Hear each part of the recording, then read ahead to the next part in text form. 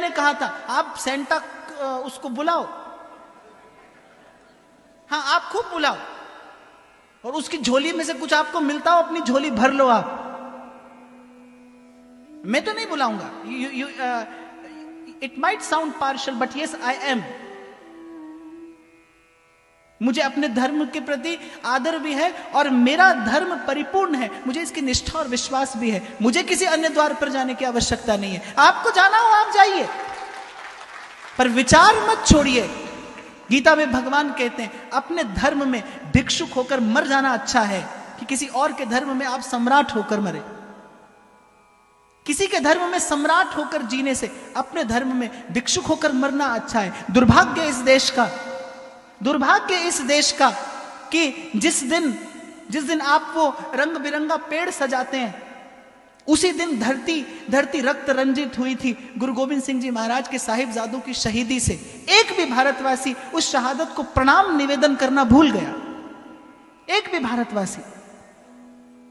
किसी कवि की पंक्तियां हैं, बड़ी सुंदर बात मुझे लगी। उसने कहा सरहिंद की जिन दीवारों में साहिबजादों का जिस्म जड़ा है।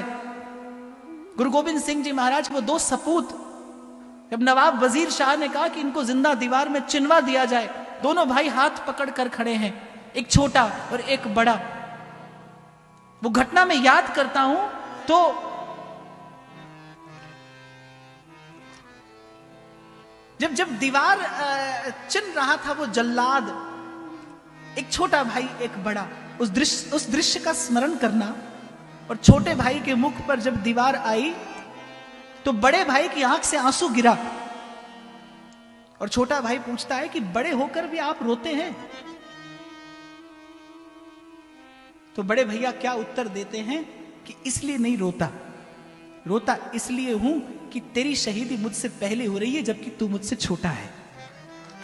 तेरी शहादत मुझसे पहले हो रही है क्योंकि तू मुझसे छोटा है। इस प्रकार के बलिदान पर सरहिंद की जिन दीवारों में साहिबजादों का जिस्म जड़ा है, सच पूछिए ऐसी ही बस किसी नींव पर सत्य सनातन धर्म खड़ा है। आप भूल गए। इसीलिए मैंने कहा व्यासपीठ का काम है जगाना। मैं तो डंडा बजाकर कहूंगा जागते रहो, और इस भाव से कहूंगा हो सकता है कोई एक जग जाए।